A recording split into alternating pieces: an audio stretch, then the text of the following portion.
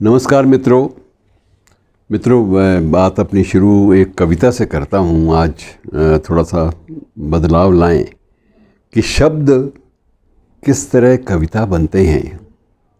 शब्द किस तरह कविता बनते हैं, इसे देखो अक्षरों के बीच गिरे हुए आदमी को पढ़ो। इसे देखो अक्षरों के बीच गिरे हुए आदमी को पढ़ो। क्या तुमने सुना है कि वह लोहे की आवाज़ है या मिट्टी में गिरे हुए खून का रंग? तुमने सुना है, क्या तुमने ये सुना है कि ये लोहे की आवाज़ है या मिट्टी में गिरे हुए खून का रंग? लोहे का स्वाद लोहार से मत पूछो। लोहे का स्वाद लोहार से मत पूछो, उस घोड़े से पूछो जिसके मुंह में लगाम है। और ये मित्रों एक जिजीविषा भरी कविता है जो बहुत कुछ जूझने पे विवश करती है। और ये ऐसी कविताएं लिखने के लिए जो व्यक्ति विवश हुआ वो धूमिल के नाम से हमारे आकाश में एक नक्षत्र बनकर आज भी चमक रहा है। जब भी आधुनिक कविता की बात होती है, नई कविता की बात होती है, तो जो सशक्त हस्ताक्षर हैं उनमें सबसे मुख्य स्थान पर धूमिल को चर्चा में लाया जाता है। धूमिल आना चाहे ना आना चाहे, लेकिन उसके बिना चर्चा अधूरी है। मित्रों, जीवन में कई बार ये भी सोचना पड़ता है कि आदमी विद्रोही कवि कैसे बना, ये बात भी देखनी चाहिए। परिस्थितियाँ कैसे आदमी में बदलाव लाती हैं। सिर्फ वैचारिकता नहीं, एक तो ये है कि आपने मार्क्सवाद को पढ़ा, आपने प्रगतिवाद को पढ़ा, आपने कुछ और चीज़ें पढ़ी, आपने अस्तित्ववाद को पढ़ा और आप अंततः आपकी कविताओं में अस्तित्ववाद, एग्जिस्टेंशनलिज्म, मार्क्सवाद या प्रगतिवाद आपकी कविता में प्रवेश कर गया। एक तो ये धारणा है। दूसरी धारणा है जो परिस्थितियाँ कई बार उद्वेलित करती हैं, तो उसके बाद व्यक्ति सोचना शुरू करता है कि ये जीवन में जो विषमताएं हैं, जो अंतर है, ये कैसे बयान किया जाए इस पीड़ा को। और उस पीड़ा को बयान करने के लिए, उस विषमता को बयान करने के लिए व्यक्ति कवि बनता है और प्रगतिवाद के रास्ते पर चलकर एक नई संसार की परिकल्पना करता है, नकारते हुए अपने पुराने वर्तमान परिवेश को। अपने वर्तमान परिवेश को नकारते हुए वो एक आपको नया स्वरूप आपके सामने प्रस्तुत करता है। और यही सुदामा पांडे अर्थात धूमिल, पूरा नाम सुदामा पांडे। सुदामा पांडे के नाम से कोई नहीं जानता, धूमिल के नाम से सब जानते हैं। जिसने भी आधुनिक कविता पढ़ी है धूमिल को जानता है। और मित्रों, कोई लंबी चौड़ी बात नहीं है। एक गांव में जन्म हुआ था। बाप गांव के ही एक साहूकार के यहाँ मुनीम थे। और जब ये 11 वर्ष के हुए तो मित्रों बापूजी चल बसे। अब बाप का साया सिर से उठा तो क्योंकि मुनीम तो मुनीम होता है, वो ज़्यादा शोषण नहीं कर सकता, शोषण तो साहूकार ने करना है। और इनके घर में उस वक्त बड़ा संकट था। और दिक्कत ये भी थी कि जिस परिवेश में ये रहते थे उस परिवेश में अगर शादी ब्याह तय हो जाए तो टलता नहीं। और वही हुआ। 12 वर्ष की उम्र में शादी भी हो गई। और उसके बाद जिम्मेदारियां, उत्तरदायित्व बढ़ने ही थे। जब बड़े उत्तरदायित्व तो उसके बाद सुदामा पांडे के सामने संकट खड़ा हुआ कि ये कैसे चलेगा मेरा घर और मेरे घर का ताना बाना। और इन्हीं चीज़ों के दबाव में रहते हुए भी उसने हाई स्कूल उत्तीर्ण कर लिया। और आर्थिक दबावों के कारण आगे प्रवेश पाना किसी अन्य कक्षा में उसके लिए संभव नहीं था। जो कुछ पढ़ा लिखा वो सिर्फ स्वाध्याय से पढ़ा लिखा, बाकी इसके अलावा कोई शैक्षणिक रूप से अवसर ही नहीं मिला। हालात ने अवसर नहीं दिया कि वो आगे और अध्ययन कर सके। और रोज़गार जब बनारस में नहीं मिला, बनारस के पास गांव था, तो बनारस में जब नहीं मिला रोज़गार तो कलकत्ता चले गए। किसी ने कह दिया कि वहाँ फ़लाँ आदमी वहाँ है, वो आपकी मदद करेगा। तो कलकत्ता में जाके नए रोज़गार की तलाश करने लगे। और वहाँ कोई ढंग का काम मिला ही नहीं। आखिर में काम मिला भी तो लोहा ढोने का काम मिला। और इस व्यक्ति ने सालों तक लोहा ढोने का काम किया ताकि घर 4 पैसे मनी ऑर्डर के द्वारा गृहस्थी चलाने के लिए माँ को भेज सके।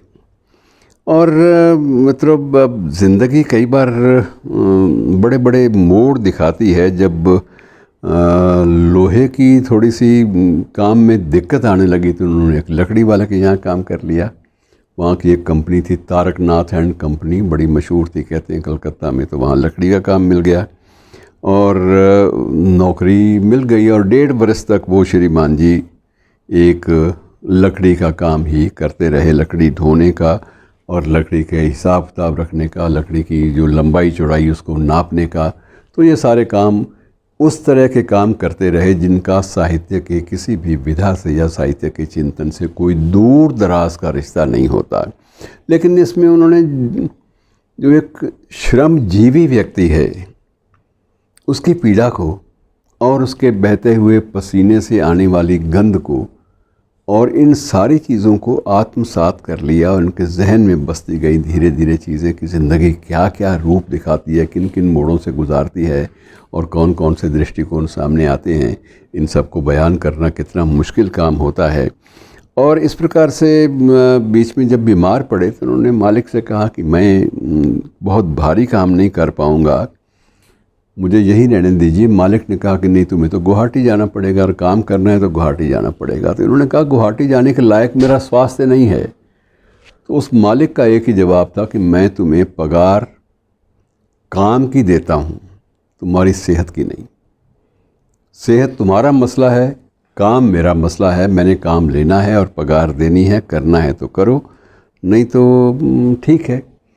और इतना इनको उस वक्त सहन नहीं हुआ कि ऐसे तो ज़िंदगी चलेगी नहीं, जब मैं काम कर ही नहीं पाऊँगा तो जीऊँगा कैसे।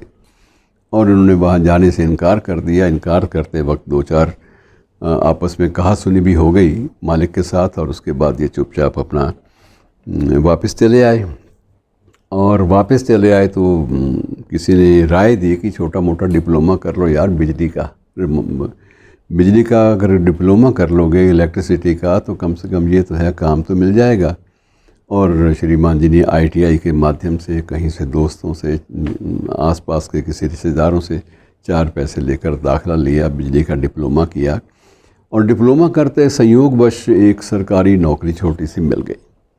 अब उस नौकरी में भी एक ऊपर एक अफसर है जो बैठा है और वो इतने ज़्यादा वो शोषण का रिवाज था उन दिनों, एक परंपरा सी थी कि हर व्यक्ति जो एक पद पर निचले पद पर निचली पादान पर बैठे हुए व्यक्ति के बारे में हर जो ऊंची पादान पर बैठा हुआ व्यक्ति है वो उस तरह बिहेव करता था, उस तरह बर्ताव करता था, व्यवहार करता था कि जैसे वो देखता था कि साम्राज्यवादी जो है अंग्रेज़ कैसे करते हैं।